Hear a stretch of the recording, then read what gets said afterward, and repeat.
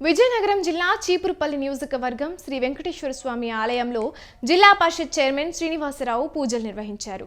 చంద్రబాబు నాయుడు అబద్ధపు ప్రచారాలకు బుద్ధి చెప్పాలని ఆ వెంకటేశ్వర స్వామిని వేడుకున్నట్లు తెలిపారు. 100 రోజుల పాలనలో చేసిన మంచి కార్యక్రమాలు చెప్పగలరా అంటూ సవాల్ విసిరారు. ప్రభుత్వం కక్ష సాధింపు చర్యలు చేస్తూ వైసీపీ సానుభూతి పరులని ట్రాన్స్ఫర్లు చేస్తున్నారని ఆరోపించారు. లంచాలు దండుకుంటూ అధికారులను భయపెడుతున్నారన్నారు. మీరు వాళ్ళు 100 రోజులు 3 సంవత్సరాలు 3 నెలల కాలం అయింది. మీ పరిపాలన 100 రోజులైంది.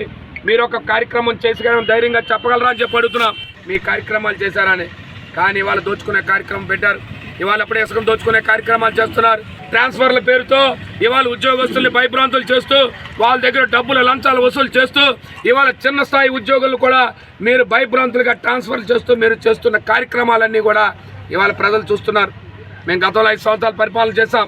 గతంలో జగన్మోహన్ రెడ్డి నాయకత్వంలో పెద్ద చంద్రబాబు గారి నాయకత్వంలో ఈ జిల్లాలో పరిపాలన చేశాం. ఏనాడు కూడా ఏ ఉద్యోగ పట్ల కానీ ఎవరి పట్ల కానీ మేము జోలికి పోలే. మేము ఉద్యోగస్తులతో పని చేయించుకున్నాం. వారి ద్వారా మేము ఉద్యోగస్తులు ప్రజాప్రతినిధులు సమన్వయంతో ఈ జిల్లా అభివృద్ధికి కృషి చేశాం. కానీ ఈరోజు మీరు చేస్తున్న కార్యక్రమాలు ఏంటి? ఇవాళ మీరు చేస్తున్న కార్యక్రమాలు కేవలం దండుకునే కార్యక్రమాలు. మీరు ఇవాళ